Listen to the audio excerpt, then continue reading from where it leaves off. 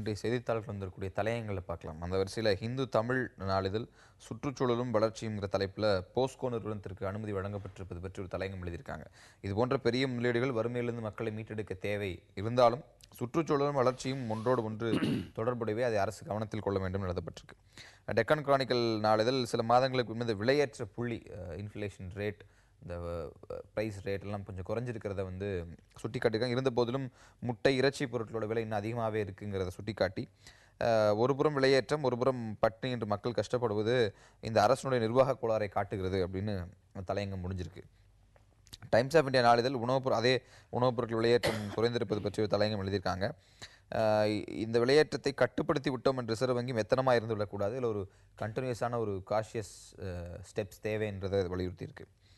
Indian express நாளிதழ் பதவியில் இருக்கும் மற்றும் முன்னாள் நீதிபதிகளுக்கு எதிராக கூறப்படும் பாலியல் புகார் விசாரிக்க தனி அமைப்பு அமைக்கப்படும் அப்படின்னு உச்சநீதிமன்றம் அறிவித்திருப்பதை வரவேற்ற ஒரு தலையங்கம் எழுதப்பட்டிருக்கு.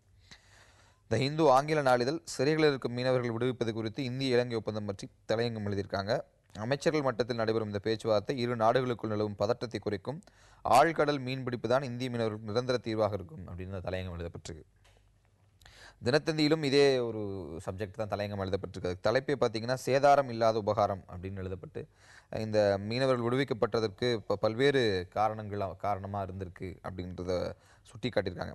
இதை பற்றி விவாதிக்கலாம்னு நினைக்கிறேன். இந்த தலையங்கத்தில் ஒரு முக்கியமான விஷயம் குறிப்பிடப்பட்டிருக்கு. அதாவது தமிழகத்திலிருந்து எழுந்த குரல், ஒரே குரலில் தமிழக அரசியல் கட்சிகளும் தமிழகமும் நின்ற ஒரு காரணத்தினால்தான் இந்த மீனவர்கள் விடுவிக்கப்பட்டார்கள் அப்படின்னு எழுதப்பட்டிருக்கு. ஒரு குரலில் நின்று பேசியதால் தான் மீனவர்கள் விடுவிக்கப்பட்டார்களா? உங்களுடைய கருத்து என்ன? அதாவது சார், ஒரு குரலில் நம்முடைய மீனவர்கள் விடுவிக்கப்பட வேண்டும் எல்லாரும் சொன்னாங்க, அது கரெக்ட். பட் இதுக்கு ஒரு தீர்வுங்கிறது என்ன? இப்போ இருநாட்டு மீனவர்கள் உட்காந்து பேச போகிறாங்க. ஐ திங்க் 20ஆம் தேதி நினைக்கிறேன். இருந்த அதிகாரிகள் எல்லாரும் உட்காந்து பேசுகிறாங்க, எல்லாம் செய்கிறாங்க. கடலில் இருக்கிற மிகப்பெரிய பிரச்சனையே எது பார்டர்னு தெரியாது. எங்கே நிற்குது, எந்த நம்ம ரோடு மாதிரிலாம் போட முடியாது, எங்கேன்னு தெரியாது.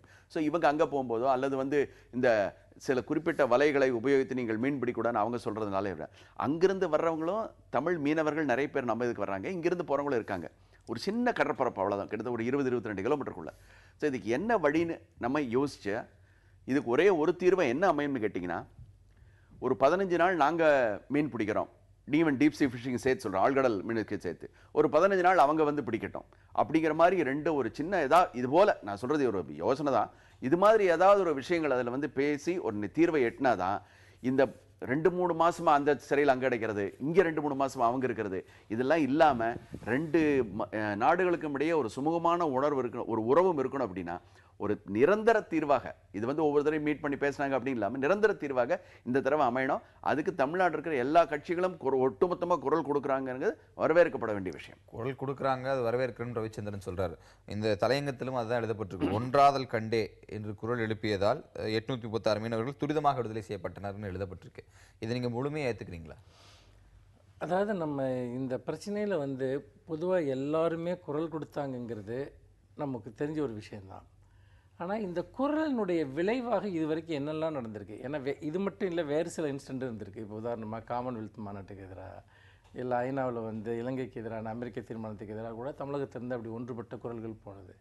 ஆனால் அல்டிமேட்டாக அதனுடைய விளைவு என்னன்னு நீங்கள் பார்த்தீங்கன்னா, ரொம்ப ஐவாஷாக ஏதாவது ஒரு விஷயம் பண்ணிவிட்டு அந்த பிரச்சனையை சால்வ் பண்ணுறதுக்கு எதுவுமே பண்ணுறது கிடையாது. இப்போ மீனவர்கள் மட்டத்தில் இந்த 2 பேரும் பேசி தீர்த்துக்கணுங்கிற அளவுக்கு சில முன்னேற்றங்கள் ஏற்படுற மாதிரி தோணுனா கூட அரசியல் ரீதியாக இந்த பிரச்சனையை தீர்க்கிறதுக்கு இவங்க எந்த முயற்சியுமே எடுக்கலை. இந்த மீன் பிடிக்கிற விவகாரத்தில் இருக்க ஒரு முக்கியமான பிரச்சனையை எல்லாருமே பார்க்க மறுக்கிறாங்க. அதாவது மிகப்பெரிய பன்னாட்டு மீன்பிடிப்பு நிறுவனங்களுக்கு அந்த பகுதிகளில் மிகப்பெரிய எந்த மீன்பிடி கப்பல்களை பயன்படுத்தி அவங்க மீன் பிடிக்கிறாங்க. அவர்களுக்கு சாதகமாக இங்கே இருக்கக்கூடிய தமிழக மீனவர்கள், உள்ளூர் மீனவர்கள் விரட்டப்படுகிறார்கள். இது உண்மையிலேயே கார்ப்பரேட்ஸ் கவர்மெண்ட் சம்பந்தப்பட்ட ஒரு விஷயத்துக்குள்ள தான் நம்ம மீனவர்கள் இன்னைக்கு மாட்டிக்கிட்டு. மீனவர் பிரச்சனைக்குள்ள விரிவா போறதுக்கு நமக்கு நேரம் இல்லை. இதுல என்னன்னா ஒட்டுமொத்தமா இந்த தலையங்கம் எந்த விஷயத்தை வலியுறுத்துறார்கள்னா, இந்த 836 மீனவர்கள் விடுதலை செய்யப்படுவதே இந்த மீனவர் பிரச்சனைக்கான ஒரு நிரந்தர தீர்வு, ஒரு மிகப்பெரிய அச்சீவ்மெண்ட்னு இந்த தலையங்கம் வலியுறுத்து. இல்லை, நான் அதை ஏற்றுக்கல. ஏன்னு கேட்டிங்கன்னா, இன்னைக்கு 836 பேர் விடுதலை பண்ணுறாங்க. ஆனால் திரும்பவும் நம்ம மீனவர்கள் அவங்க கைது பண்ணுவாங்க. இன்றைக்கி ஒவ்வொரு நாளும் இது நடந்துக்கிட்டே இருக்குது. அப்போ இதை எப்போ தடை பண்ண முடியும்னு கேட்டிங்கன்னா, நீங்கள் வந்து பார்த்தீங்கன்னா மத்திய அரசாங்கம் இந்திய மீனவர்களை துன்புறுத்துவதற்கு எதிராக ஒரு ஸ்ட்ராங் ஸ்டேட்மெண்ட்டை வந்து இஷ்யூ பண்ணணும் வந்துட்டு, அவங்களுக்கு வந்து ஒரு வார்னிங் கொடுக்கணும் வந்து. அதை இன்னைக்கு வரைக்கும் மத்திய அரசாங்கம் செய்ய தயாராக இல்லை. அப்போ கைதுபட்டவங்களை விடுதலைங்கிறது ஒரு நல்ல நடவடிக்கையாக இருக்க முடியுமே ஒழிய இந்த பிரச்சனைக்கு எப்படி தீர்வாக இருக்க முடியும்? இந்த விடுதலையை நீங்கள் எப்படி பார்க்குறீங்க? இல்லை சார், இந்த அதாவது சார் சொல்றது ஒரு சின்ன ஒரு மாறுபாடு எனக்கு. அதாவது எந்த விஷயமே வந்து ஒரு இடத்துல நம்ம அதை தொடங்கி ஆகணும். எந்த பிரச்சனையாக இருந்தாலும் ஒரு இடத்துல உட்கார்ந்து பேசி தொடங்க ஆரம்பிச்சாதான் அதனுடைய நீள அகலங்கள் ஆழங்கள் எல்லாம் ஒவ்வொருத்தருக்கும் தெரிய ஆரம்பிக்கும். இப்போ அங்கே இருக்கிற மீனவர்களை நம்ம கூட்டிகிட்டு வந்து இங்கே பேசுகிறாங்க, இங்கே பேச போகிறாங்க அப்படின்னா, தமிழக முதல்வர் இருக்காங்க, அவங்க இவங்கெல்லாம் பேச போகிறாங்க அப்படின்னா எக்ஸாக்ட்லி அதில் என்னென்ன பிரச்சனைகள் இருக்குன்னு தெரிய ஆரம்பிக்கும். நம்ம எல்லா விஷயத்தையுமே வந்து ஒரு இது நடக்க போகிறதுல மறுபடியும் நாளைக்கு மீனவர்களை கைது பண்ண போகிறாங்கன்னு எடுத்தோம்னா ஒரு நெகட்டிவ் அப்ரோச் வேண்டாம், ஒரு பாசிட்டிவாகவே இதை பார்க்கலாமே.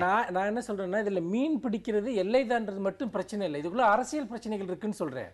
இதற்குள்ள வந்து பார்த்தீங்கன்னா தமிழகத்தின் மீதான இலங்கை அரசாங்கம், இலங்கை ராணுவம் காட்டக்கூடிய வெறுப்புணர்ச்சி எல்லாமே இதில் சம்மந்தப்பட்டிருக்கு.